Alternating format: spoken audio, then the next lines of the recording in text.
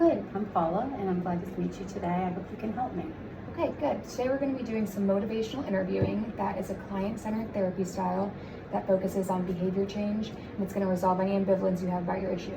Does that sound good? It sounds good. I'm really apprehensive that this is going to work, but I'm glad that you and I can work on it together. Well, what are your questions?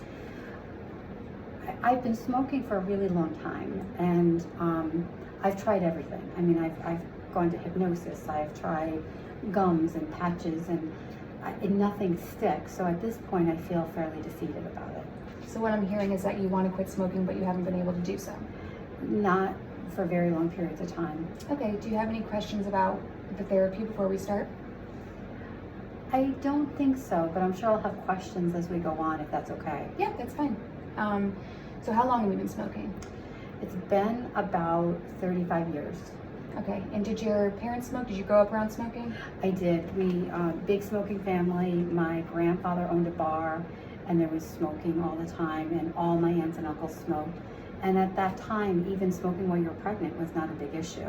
So it's hard to go from it was okay at one point to now it seems like a huge health crisis that scares me. So it sounds like it was part of your lifestyle.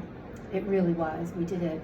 It was just part of having any kind of family activity, any kind of social activity. It was just part of it. Okay, so what makes you want to change now? Well, the commercials constantly about people with like holes in their neck, as they call stoma, something like that, and lung cancer. And now I'm starting to lose friends to different kinds of cancer, even if it's not related to smoking. I'm getting nervous about cancer and my health as I get older. So what I'm hearing is that your health is a concern. It is a concern. Yeah. Okay, have you had any symptoms lately that you would want to get checked out? No, I mean, I have a problem with kidney stones and diabetes, and I know that diabetes is is another risk factor for like heart and stroke. But at this point, I have these conditions, but they haven't been an issue with another medical issue. Okay, so does anyone in your immediate family smoke? Yes, my parents both smoke. They're much older, and they don't smoke a lot now. My father will still have a cigar on occasion, and I have one aunt that still smokes, but most of my family has died, and some of them have been from smoking-related illness. Okay, so in your home, do you have any smoking that you're exposed to? Not on a daily basis, no, just me. Okay, so do you have anyone that you want to stop for?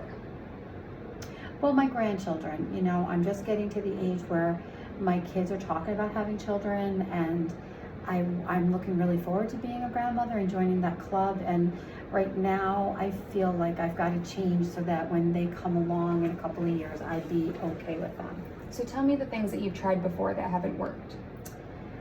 So willpower, it doesn't work. I've tried that.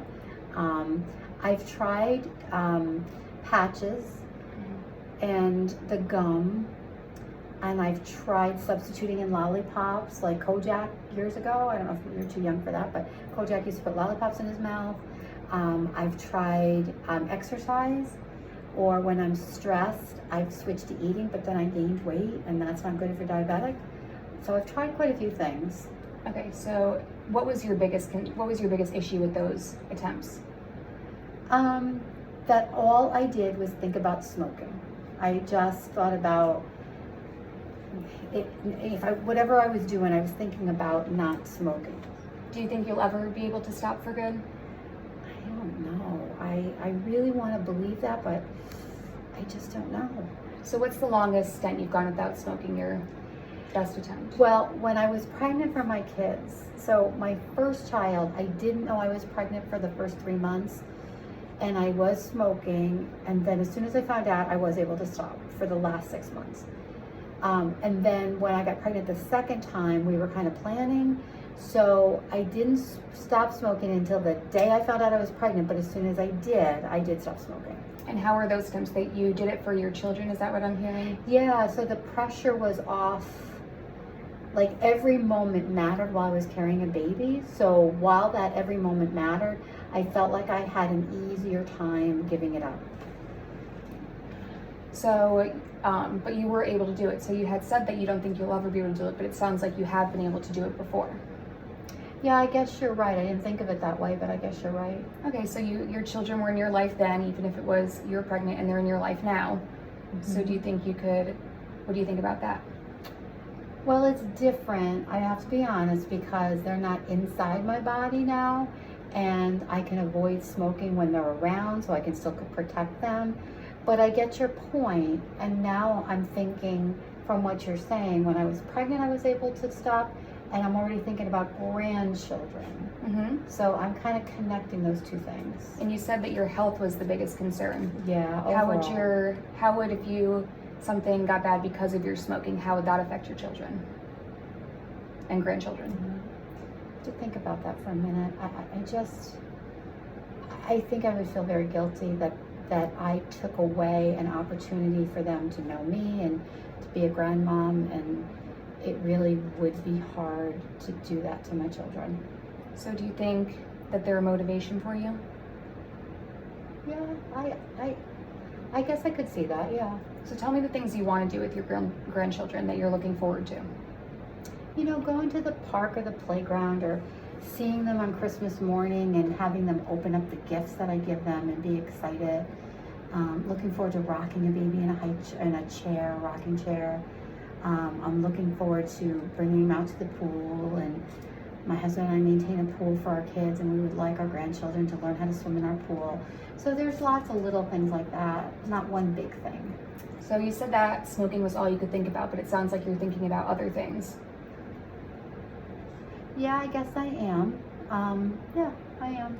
So when you stopped, what worked the best for you? What can we incorporate in your change plan moving forward? Well, I guess I can't get pregnant right now at 56, so that won't work. You know, I guess I could maybe embrace the idea of grandparenthood, even though we're not expecting now, but I'm hoping anytime I'll hear good news. So I guess I could try to think about grandparenthood. So it sounds like you want to change and you have your health and your children and grandchildren as a motivator. Is that what I'm hearing? Yes. Well, that's exciting for you. I'm hearing some excitement that you're looking forward to those things and you don't want to miss out on them Right. due to smoking. I guess it does put it a little in perspective, having this conversation about losing people and losing my opportunity to be with people. And people losing the opportunity to be with you.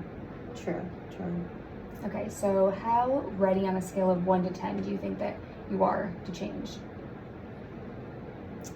You know, I think I'm probably like a 7 or an 8, but then a week from now, I'm worried that I'll go down to a 3 or a 4, because that's what's happened before.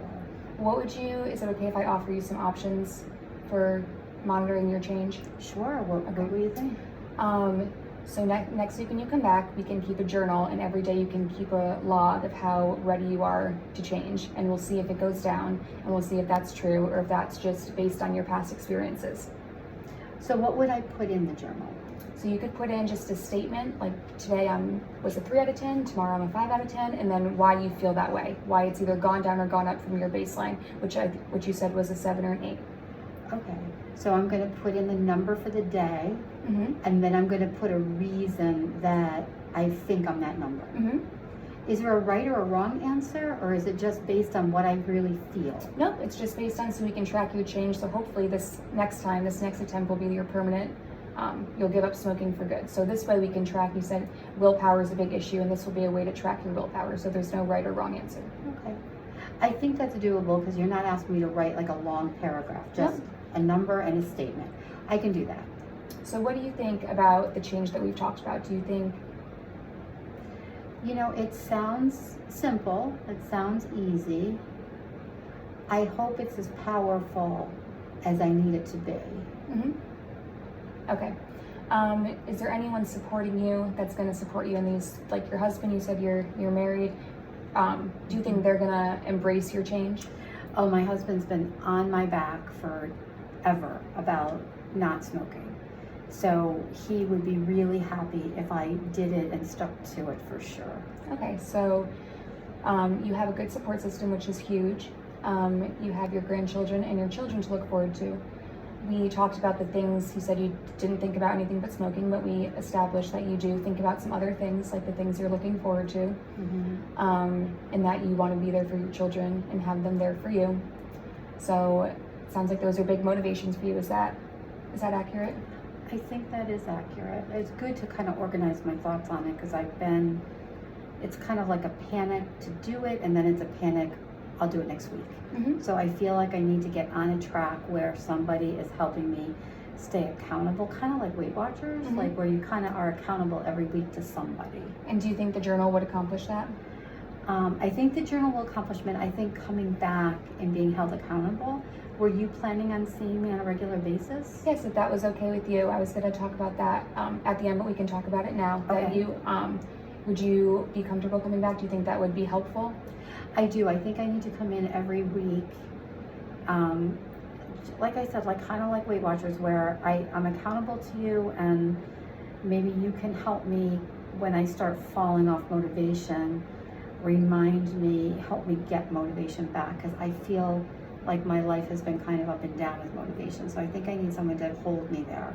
Yeah, that must be hard. So what I'm hearing is that I can work as somewhat of a resource to you for your change. I think yes. Okay. So it sounds like your change, you said you're about an 8 right now. What's the worst it's ever been? A 0. I just don't care. What was it before today? Well, if you asked me a couple weeks ago, I think I was probably on a 1, 2, 3-ish. And last week I started getting really motivated again, and I was looking forward to this appointment. That's why I want to come back. So I think I was probably a 5 or a 6. So now I feel kind of empowered a little bit. Good. So, let's see if we can keep it together though, because, that's the next problem, right? Well, yeah. Well, it sounds like you have a lot of things to look forward to, a lot of motivation. You have your health that you want to change. Do you think going to the doctor and just having a wellness check would alleviate any anxiety you have about your health? I think it would scare me right now. I do have a bit of white coat syndrome, so I'm really glad you don't have one on today. So when I go, I always feel like they're going to tell me bad news, and then that's going to bring me down emotionally. Can we make that a goal a little bit down the road? Sure. Okay. So that doesn't sound like a challenge you're ready to conquer yet. Not today, no. I think it would bring me up anxiety, and when I'm anxious, I want to smoke. Oh, well, that makes sense. Thank you for sharing. So is it okay if I inform you about some of the options we have to aid your quitting smoking, the Sure. cessation? Yeah. So you said you tried the patches. Right. How was that? So they were itchy, and it's Okay. like 90 degrees out right now. Mhm. So that was hard a little bit, and I felt like it made me a little zippy. Like, when you smoke, you get that little bit of lift, but that felt like zzz. Do they come in different amounts? Yeah, so they come in 3 different dosages. So it would be based on how much you smoke a day. So Okay. how much do you usually smoke a day? I won't say a whole pack, but I'm close to a pack. Okay, so that sounds like the middle one, 14 milligrams. So we can try that, and if that one's too much, we can go down to 7 milligrams. But I know the itching and stuff, that must be hard to deal with because the heat and stuff.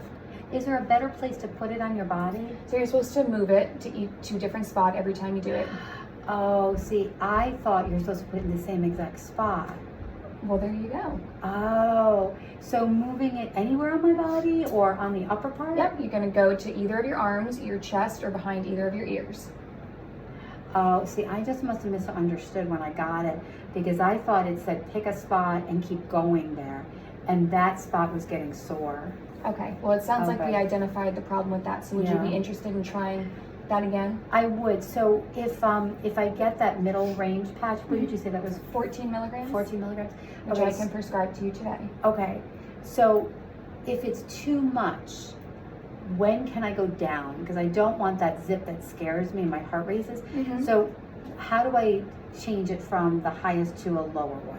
So what I'm hearing is that the dosage gives you a little bit of anxiety It does. okay, so you would probably like 2 or 3 days, but we can also contact your doctor and find out what's best, and we can all work as a team to get the right dosage and have it be the best plan for you.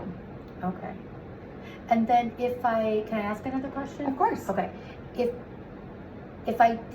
if it's not going well that first day, if I feel really zippy, do I just stop taking it? No, you're gonna want to go to the next day, but call me immediately, and I will get in contact with your primary, and we will talk about what the next best step is, if it's either stopping it or lowering it. But we want to work as a team to make those decisions so we have the best outcome, and you can continue to keep the change and not fall back and turn to smoking. Okay. So a girlfriend of mine, she cut the patches to cut the dosage.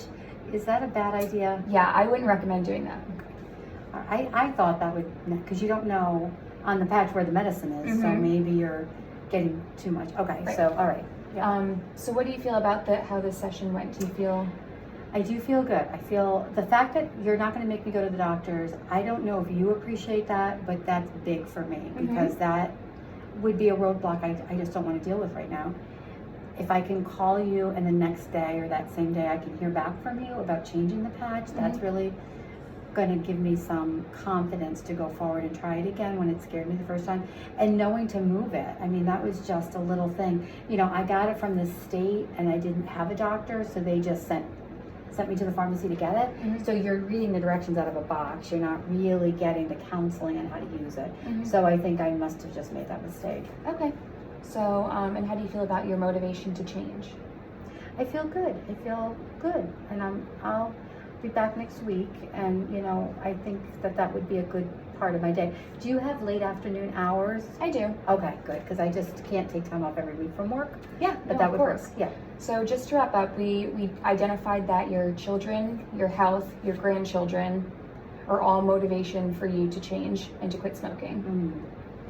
We identified what the plan is moving forward. You're going to want to monitor your goals, which is going to keep you stated that it would help keep you accountable.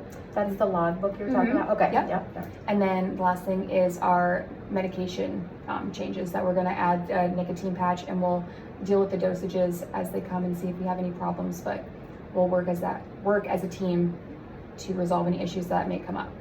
So does that sound like a good plan? It does sound like a good plan. Let's give it a week or two and, you know, maybe it'll be the rest of my life. We hope so. Well, it was a pleasure meeting you. It was a pleasure meeting you. Thank you.